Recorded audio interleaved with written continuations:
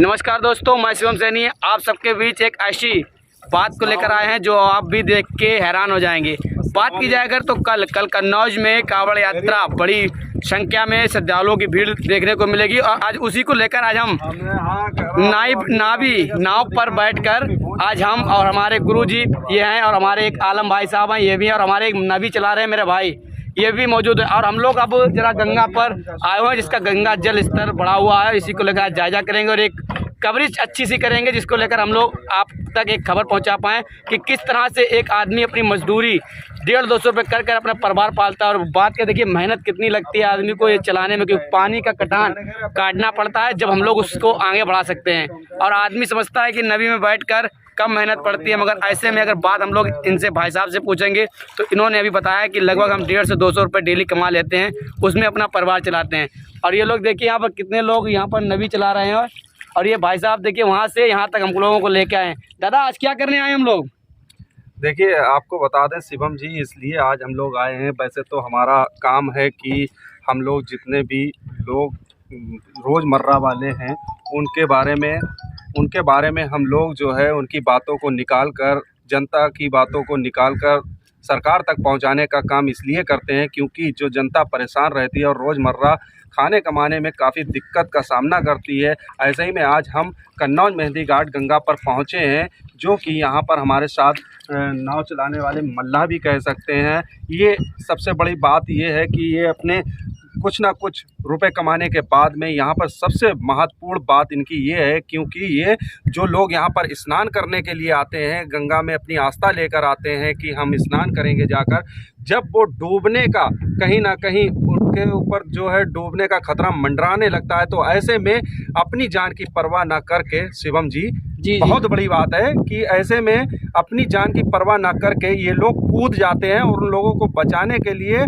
जो है अपनी पूरी मशक्कत कहीं ना कहीं आप बताना चाहते हैं कि जो गंगा स्नान करते हैं उनको कई कारण से वो डूबने लगते हैं, तो ये उनको बचाने का काम करते हैं। तो ऐसे में तो इनके लिए पुण्य का काम हो गया, किसी की जान बचाते हैं। अब पुण्य तो एक अलग विषय हो गया है। पुण्य से ही पेट नहीं भरता है, पुण्य का तो भी महत्व अलग है, लेकिन पेट का भी महत्व अलग है। अगर बात की जाए यहाँ पर जिला प्रशासन की ओर से इन्हें सम्मानित प्रमाण पत्र तो सौंप दिया जाता है, लेकिन इनको हर बार ये कह दिया जाता है कि आप लोगों को कहीं ना कहीं हम लोग एक जो जिस रूम में काम करते हैं जनता को बचाने के लिए, हम लोग सरकारी अधिकारी जो है अपने को खाते से पैसा जो है आप लोगों को लगा के सैलरी बतौर उसको देंगे प्राइवेट में।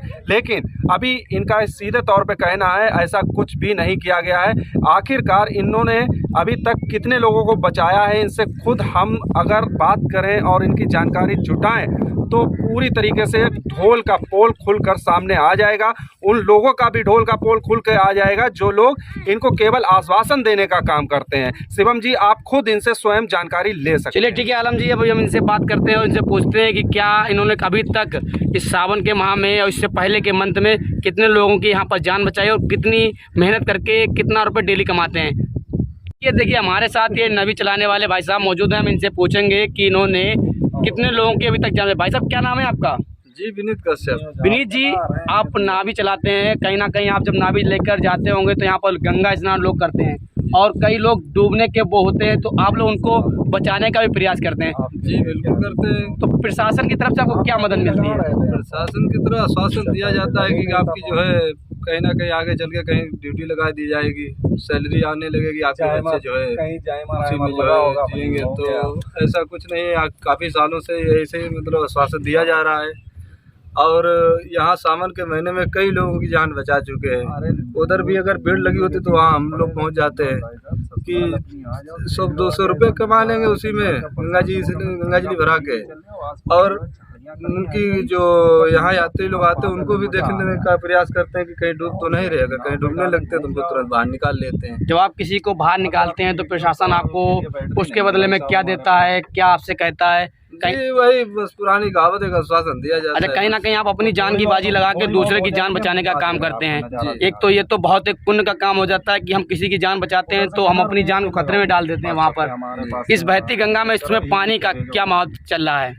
अरे पानी तो बहुत इसमें जो है खतरे से चल रहा है, क्योंकि बाढ़ है, जरा सा अगर पैर बाहर हो गया किसी श्रद्धालु का तो तुरंत वो चला जाएगा। और उसी समय हम लोग उसको तत्काल निकाल लेते हैं। कहीं ना आज एक कोई घाट पर एक लड़की डूबी थी जिसकी मौत भी हो गई थी। कोई घाट कन्नौज में ही घर के मौजूद है, उसमें एक लड़की आज डूब के उसकी मौत हो गई थी। ऐसे में घर के कन्नौज में सावन के माह में ऐसी कोई घटना तो सामने नहीं आई थी। अभी नहीं आई है क्योंकि सब लोग मौजूद रहते हैं। हम लोग कम से कम 12 लोग हैं गोताखोर। अच्छा, 12 लोगों की टीम है, तो सब लोग जगह जगह मौजूद रहते हैं किसी ना किसी रूप में। कहीं कोई अगर सवारियों को मतलब श्रद्धालुओं को घुमा रहा है, कोई नजली भरा रहा है या कोई रोके हुए नाव, तो ऐसे पकड़ लेते तुरंत उसको।